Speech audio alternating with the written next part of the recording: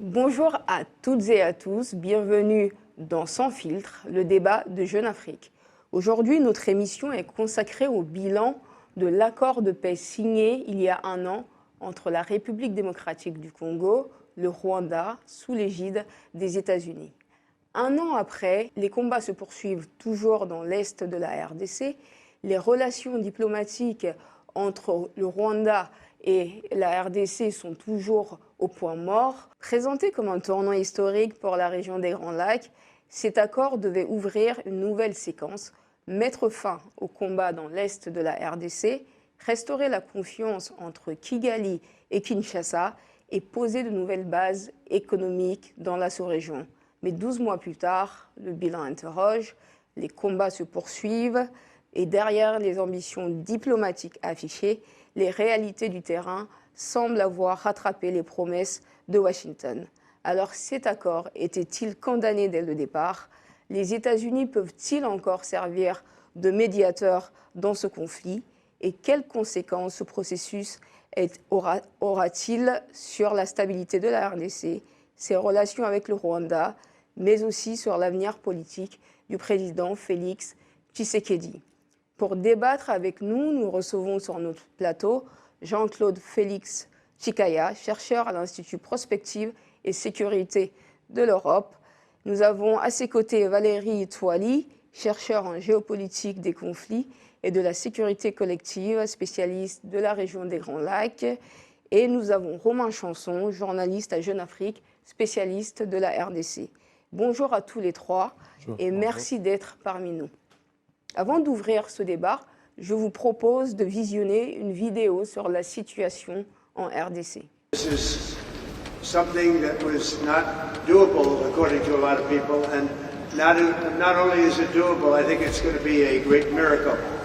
Cessez le feu, retrait des troupes rwandaises, neutralisation des anciens génocidaires, sur le papier, tout est là. Mais ça, c'est la réalité du terrain. L'accord avait été signé en 2 temps. D'abord approuvé par les chefs de la diplomatie, il a ensuite été signé par les présidents eux-mêmes. Puis, il y a cette image, l'accord est signé, pas de poignée de main, pas un mot échangé, à peine un regard. Malgré notre bonne foi et l'accord récemment entériné, force est de constater que le Rwanda viole déjà ses engagements. Why would a threat be against me? And you are asking me to remove my defensive measures, but you are not dealing with the threat. What is the logic?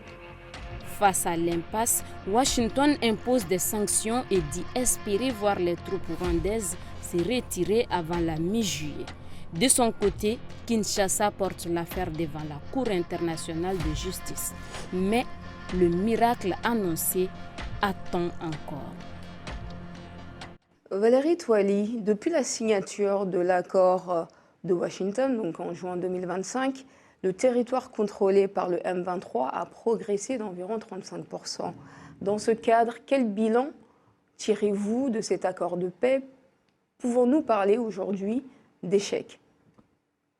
Oui, bon, depuis la signature de l'accord de paix en question, qui était censé bien sûr mettre fin au conflit, c'est qu'on voit par contre les contraires. Donc les conflits et les combats ont continué dans cette région. Le M23 a gagné encore, en tout cas, des territoires. Et pour rappel d'ailleurs, 6 jours après la signature du cadre d'intégration économique, donc, qui était signé, je pense, le 4 décembre, le 10 décembre, l'AFC M23 avait conquis la ville d'Uvira, et ce qui avait créé un scandale poussant l'administration américaine à intervenir et à imposer les retraits de l'AFC M23 d'Uvira et de revenir aux positions initiales avant la signature de l'accord, ça signifie à Kamanyola. Mais on a vu le contraire, par contre, les M23 s'est retiré d'Uvira à quelques kilomètres, mais ils ne sont pas retournés à Kamanyola. Et donc, on voit bien sûr que les partis en question, on ne sait pas, est-ce qu'ils se sentent concernés par l'accord, surtout l'AFC M23, ou pas. C'est ça, parce qu'ils ne sont pas signataires. Mais le Rwanda, bien sûr, est signataire. Ils ont des troupes sur les territoires congolais. L'administration Trump avait dit que les opérations de la prise de la ville d'Uvira étaient commandées depuis Kigali. ce que Kigali n'a pas nié totalement. Et donc, on pense bien sûr que l'accord en soi est totalement mis à mal, et aussi par les signataires, Kigali et Kinshasa, mais les groupes armés qui se considèrent ne pas être concernés carrément par l'accord. Jean-Claude Félix Tchikaya, dans cette impasse, à qui incombe en fait l'échec? Qui incombe au Rwanda et au M23 et tous les groupes armés qui sont liés. On peut dire qu'aujourd'hui, un an après, le bilan est au mieux mitigé pour les plus optimistes, famélique pour les plus réalistes, et au quotidien suscite la convocation de l'effroi et de la consternation devant les crimes, les viols, la prédation organisée de la part du gouvernement, je dis bien du gouvernement du Rwanda, de la présidence du Rwanda, et pas du peuple rwandais, parce que parfois, malheureusement, une imbrication, une intrication qui voudrait faire croire que le peuple congolais serait contre le Rwanda. Non, c'est vraiment l'arrêt de la prédation du Rwanda et ceux qui, à l'intérieur même de conflits politiques, parce que ce conflit est multidimensionnel et régional, mais à l'intérieur, il y a aussi des complicités et des participations de groupes armés ou des groupes politiques qui deviennent des groupes armés. Donc peut-être qu'on reviendra sur cette imbrication et comment certains groupes politiques devenus des groupes armés se servent de ce conflit pour faire montre de puissance politique à l'Est avec des ambitions politiques beaucoup plus grandes pour la RDC. Je voudrais rebondir d'abord sur ce que disait M. Tchikaya, puisque l'expression dit qu'il faut être deux pour danser le tango. Et la RDC a une responsabilité aussi, puisque dans l'accord de paix qui était signé entre le Rwanda et la RDC, le Rwanda s'engageait à retirer ses troupes et la RDC s'engageait à lutter contre les FDLR, donc les anciens génocidaires Hutus, et elle ne l'a pas fait, d'après le dernier rapport du groupe d'experts de l'ONU. Donc c'est là où je pense qu'il y a une défaillance congolaise qu'il faut souligner, comme il y a une défaillance rwandaise dans le non-retrait des troupes rwandaises. Vous avez parlé des forces démocratiques de libération du Rwanda tout à l'heure. Pourquoi ils n'ont toujours pas été neutralisés? Alors ça, on ne sait pas pourquoi, parce que la RDC s'est engagée à plusieurs reprises à les neutraliser, notamment en mars. Il y a un bataillon qui a été formé dans la ville de Kisangani et l'armée avait communiqué pour dire « ça y est, c'est le début de notre lutte contre les FDLR, on va aller les chasser là où ils sont » et pour l'instant, on n'a vu aucun résultat. Et donc c'était en mars. Pourquoi la RDC ne les combat pas jusqu'au bout? Puisqu'elle s'appuie sur eux, elle a besoin de milices au front, de milices qui connaissent bien le terrain pour lutter contre notamment l'influence rwandaise et les troupes rwandaises. Donc on peut trouver une justification là-dedans, ils sont utiles. Le problème qui s'est posé à ce niveau, c'est que bien sûr, au moment de la signature de l'accord de Washington, la partie, en tout cas les bastions de FDLR, étaient déjà occupés par l'AFC M23, donc la situation avait évolué. Et donc, la RDC devait maintenant neutraliser les FDLR, mais dans les terrains où ils ne sont pas. Et donc, ce sont normalement l'AFC M23 et les Rwandais qui devraient neutraliser les FDLR parce que ce sont eux aujourd'hui qui occupent une grande partie du territoire où il y a les FDLR. Certains observateurs disent que le président Félix Tshisekedi privilégie désormais une solution militaire. Est-ce qu'aujourd'hui une solution militaire est possible pour mettre fin à ce conflit?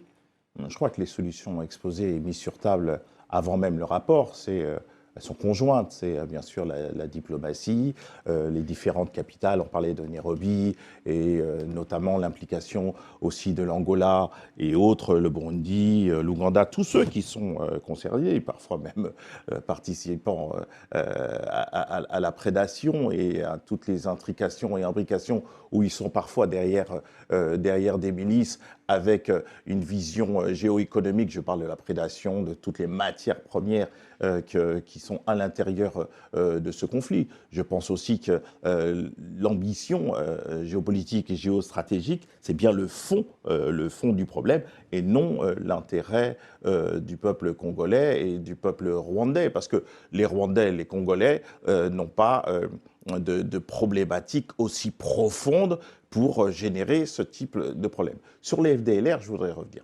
Tout le monde condamne les FDLR. C'est vrai, on pourrait dire que M. Tshisekedi pourrait faire beaucoup mieux. Mais comme ça a été expliqué, sur le plan de l'infographie, la cartographie, le Rwanda, qui a plus de 12 000 personnes sur place en RDC, même s'il dément, alors que toutes les études le démontrent, qui sont bien présents. Et même à l'intérieur des accords, le Rwanda persiste à dire des contre-vérités. Je vais le dire comme ça de manière très diplomatique. Donc, et soutenir le M23, qui est au cœur même de cette problématique, et oublier ou se servir ou instrumentaliser les FDLR, c'est bien cela aussi qui fait partie du nœud gordien de cette problématique. Et c'est pour cela que Trump et la diplomatie américaine, sans vouloir jeter l'anathème, a peut-être eu, est peut-être en deçà des informations, qu'elles soient historiques ou contemporaines, du conflit. Et comme ça a été dit, il y a plein d'autres implications à l'intérieur de la RDC. Et le soutien qui était d'abord celui fait à Kagame, un peu les yeux fermés, de la part de la diplomatie américaine, l'Union européenne et autres sur le Rwanda, ont été obligés de freiner des cas de fer. Des sanctions ont été émises, ont été mises sur table, sauf que ça ne vient pas au donneur d'ordre, à celui qui est un petit peu, je veux dire, la rampe de lancement du conflit, c'est-à-dire M. Kagame. Ce n'est pas pour avoir une vision on va revenir sur les sanctions. Mais c'est bien le cœur aussi du problème. Du coup, cet accord de paix n'est pas uniquement sécuritaire. Je sais que ça anime les débats, mais il y a aussi un gros volet économique. Romain Chanson, cette logique de coopération économique peut-elle réellement contribuer à résoudre ce conflit? La coopération entre le Rwanda et la RDC, n'est-ce pas? Entre le Rwanda et la RDC, oui. Elle devrait, parce que les États font la paix quand ils commercent ensemble. Donc c'est l'idée qui sous-tend cet accord de ce partenariat économique qui avait été signé entre le Rwanda et la RDC. Mais on voit que de toute façon, on en est très très loin. Enfin, on voit mal comment ces deux pays vont partager des ressources. Notamment, l'idée c'était de dire que le Rwanda allait devenir un pays qui reçoit les minerais et qui les transforme. Sauf qu'on sait que la valeur ajoutée d'un minerai transformé est beaucoup plus importante qu'un minerai extrait. Donc ici encore, il y aurait un déséquilibre. La RDC serait perdante par rapport à toutes les ressources qu'elle a dans son sous-sol par rapport au Rwanda. Mais encore une fois, on n'en est pas là. C'est deux pays qui ne s'entendent pas, qui ne se parlent pas, qui sont à deux doigts de l'insulte. Donc la coopération économique, c'est un mirage dont on pourra peut-être parler dans plusieurs années, mais on est très loin de tout ça. Monsieur Jean-Claude Félix Tchikaya, est-ce que le partenariat minier actuellement en discussion entre Washington et Kinshasa peut permettre d'apaiser les tensions parmi notamment les permis miniers qui sont mis à disposition des Américains? Il y a notamment la mine de Rubaya qui est sous contrôle. Et le pouvoir de Kinshasa tente, dans l'esprit du président congolais, c'est d'avoir peut-être une force de sécurité américaine qui sécurise la zone et qui permet en fait de repousser le M23. Selon vous, est-ce que ça peut être une solution pour apaiser les tensions? Ouais, puisque votre question est géoéconomique sur le plan mondial, il faut dire aux téléspectateurs, aux auditeurs, que sans la partie minière de la RDC, qui est une prédation depuis des décennies de la part de la présidence du Rwanda, ce n'est pas les deux pays qui ne s'entendent pas, c'est bien une mésentente, euphémisme des deux politiques et géopolitiques.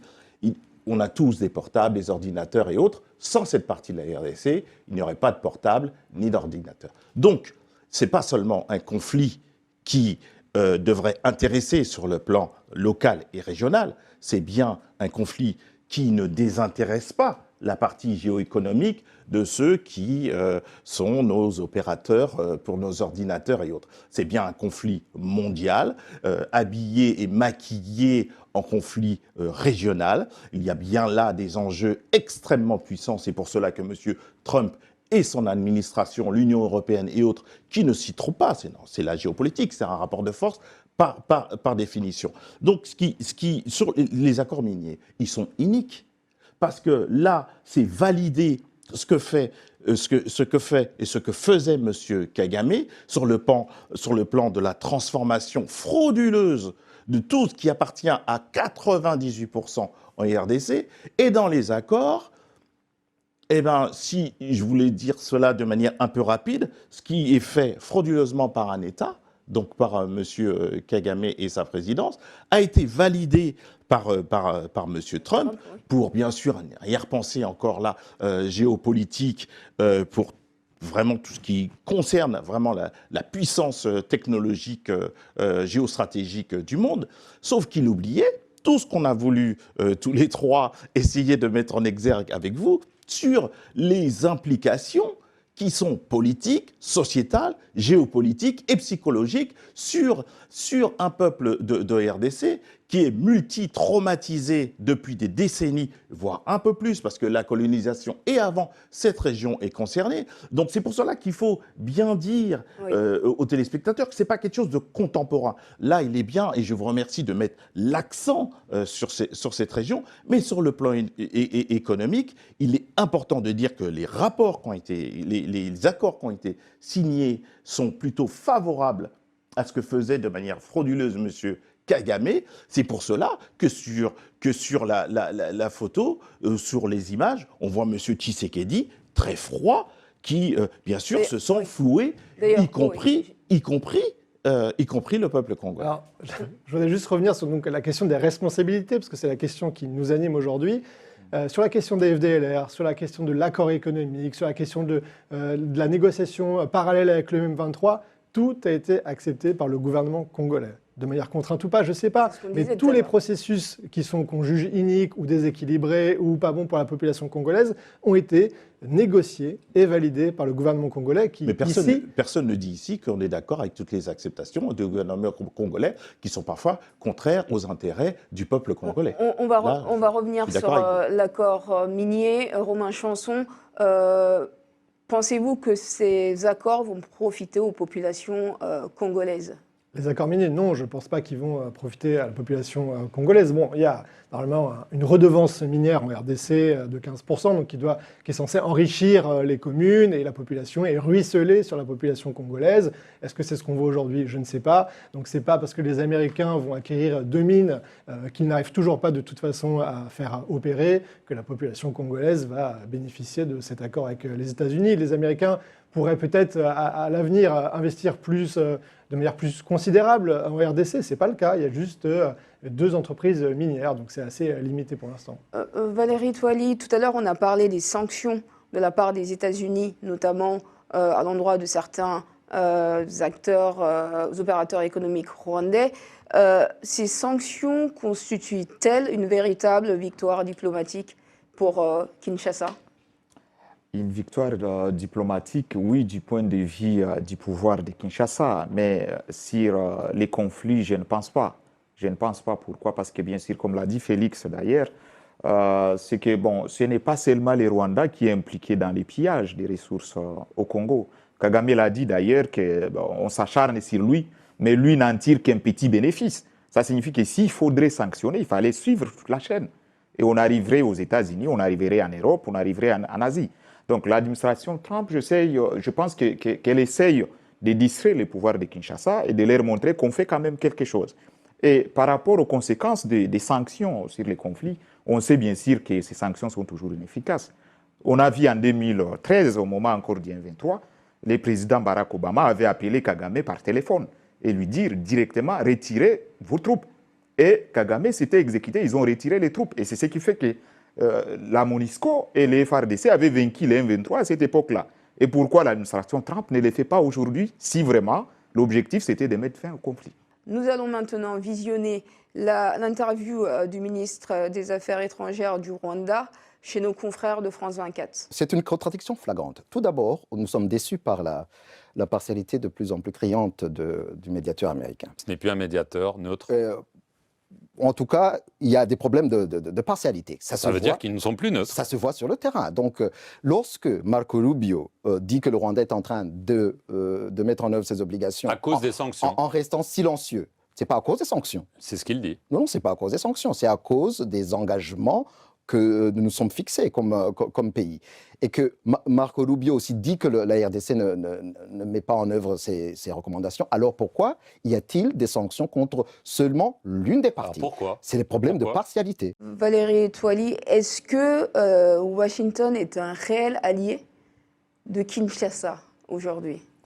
Ouais, bon, moi, je pense qu'il y a eu beaucoup d'amalgame dans cette affaire des accords de Washington en soi et la question de l'alliance entre Washington et Kinshasa. Parce qu'au départ, c'est Kinshasa qui sollicite Washington pour un appui stratégique contre l'agression rwandaise. Et que fait Washington? Washington appelle le Rwanda sur la table. C'est la première arnaque, en quelque sorte. Et comment expliquer cela? Comment l'expliquer? Et après, Washington s'est fait passer maintenant comme médiateur. Mais un médiateur qui se donne des droits préférentiels dans l'exploitation du sous-sol congolais, jusqu'à ce que les entreprises américaines ont la préférence par rapport aux Congolais qui voudraient exploiter les mines congolaises. Au fait, ça viole même la constitution congolaise, cet accord de Washington. Et c'est ce qui fait qu'il est problématique parce qu'il sort du cadre multilatéral. Il y avait la résolution du Conseil de sécurité qui avait déjà tranché et qui demandait aux forces rwandaises de se retirer. La résolution dans quel sens ça viole 2773. la constitution congolaise? Oui, parce que l'accord en question donne préférence aux Américains, aux entreprises américaines, au détriment des Congolais et des entreprises congolaises. Oui, mais ce n'est pas tout ce qui est signé par les pouvoirs qui est conforme, à la loi. Oui, bien sûr, des Congolais. C'est ce qui fait d'ailleurs qu'aujourd'hui, ils sont embourbés dans la logique des révisions constitutionnelles ou des changements de la Constitution. Et ils se disent que non, les Américains nous ont demandé de changer notre Constitution. Pourquoi? C'est parce qu'on donne préférence aux entreprises et aux Américains sur les mines congolaises, ce qui est contraire à la Constitution congolaise actuelle. Très bien. Romain Chanson, est-ce que les multiples crises dans lesquelles sont engagés le président Donald Trump, notamment au Moyen-Orient, peuvent entraîner un désengagement des États-Unis dans le dossier congolais? On a longtemps cru que Massad Boulos, qui est l'envoyé spécial du président américain sur ce dossier, on a longtemps cru qu'il avait disparu, parce qu'il s'occupait d'autres dossiers. Et il est réapparu à Montreux en Suisse lors d'un dernier round de négociations, mais on pensait vraiment que ça y est, c'était fini, parce que Trump, de toute façon, il avait fait campagne pour obtenir son prix Nobel de la paix, il ne l'a pas eu.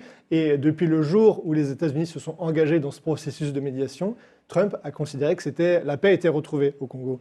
Et voilà, il faisait une liste de pays où la paix avait été retrouvée et citait la RDC. Donc on se disait, si dans l'esprit du président américain la paix est là, qui va le contredire et pourquoi il continuerait à s'engager?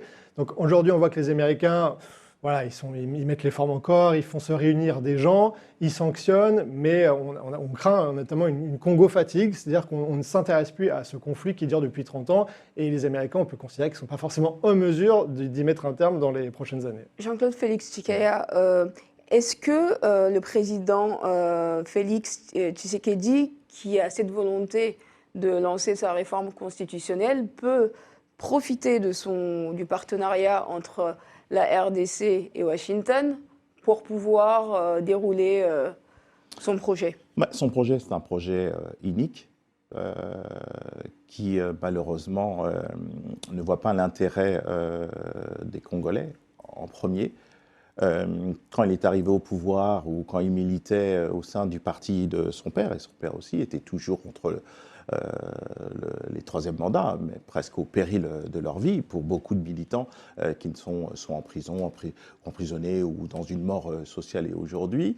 Et aujourd'hui, M. Tshisekedi, malheureusement, fait comme beaucoup, malheureusement, de présidents en Afrique et ailleurs, sur une vision de vouloir faire un troisième mandat avec le même mode opératoire, le même discours. C'est tout sélectionné, copier-coller pour avoir un troisième mandat. C'est une turpitude au regard de la situation.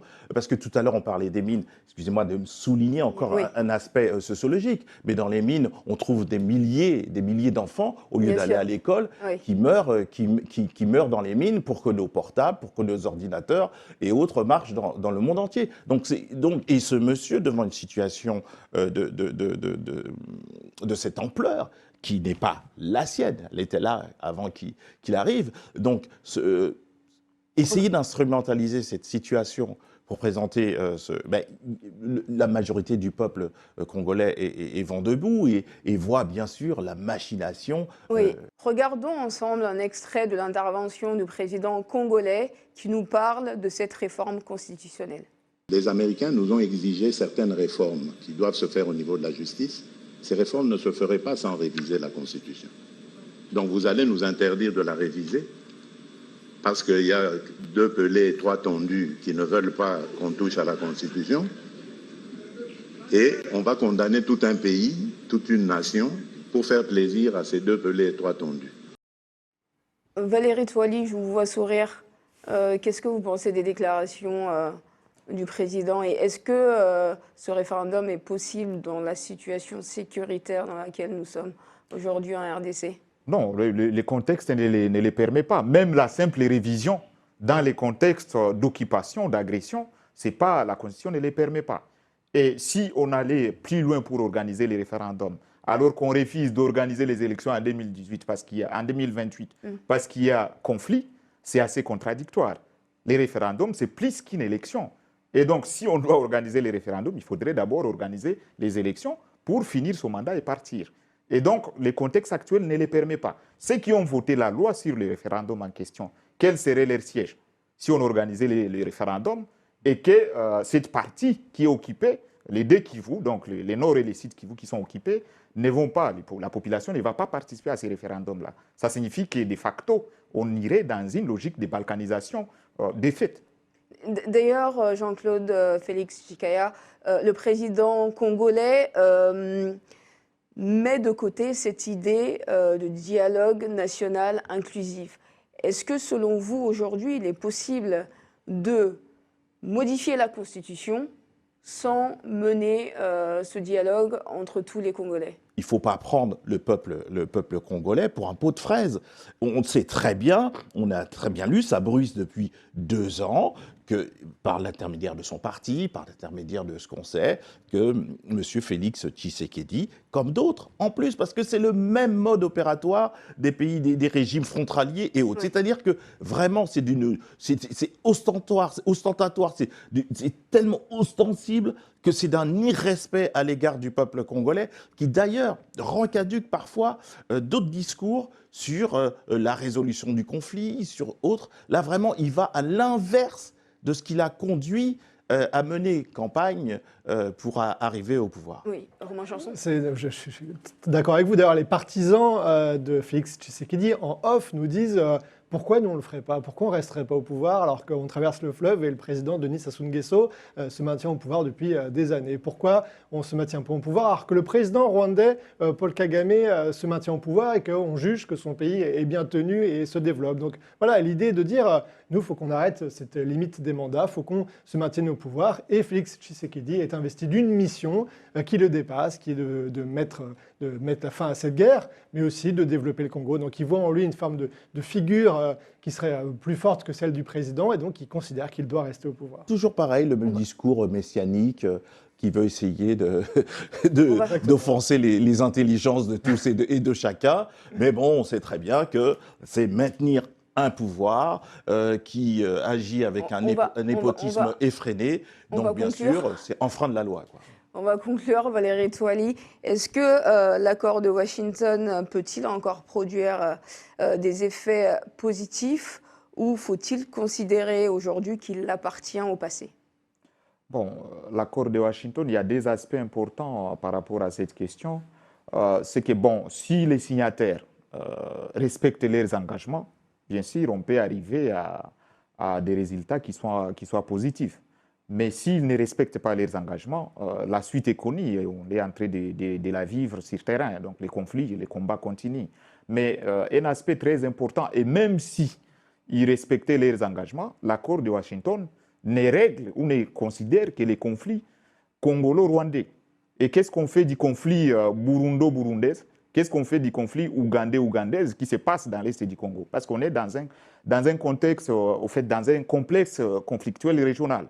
Et donc, l'accord de Washington devrait intégrer l'ensemble de la région dans la résolution du conflit. Mais ils ont considéré uniquement les conflits rwando-congolais. Et là, c'est le problème de ces accords qui interviennent au Congo et dans l'Est du Congo, où on ne consulte pas les chercheurs. Et donc, on amène les politiques et on part sur les opinions et les déclarations des politiques. On signe des accords qui sont totalement hors contexte. Et c'est ça, les problèmes de l'accord de Washington. Qu'est-ce qu'on fait des ADF, des Red Tabara et consorts? Jean-Claude Félix Tshikaya, quelle solution pour sortir de cette crise durable?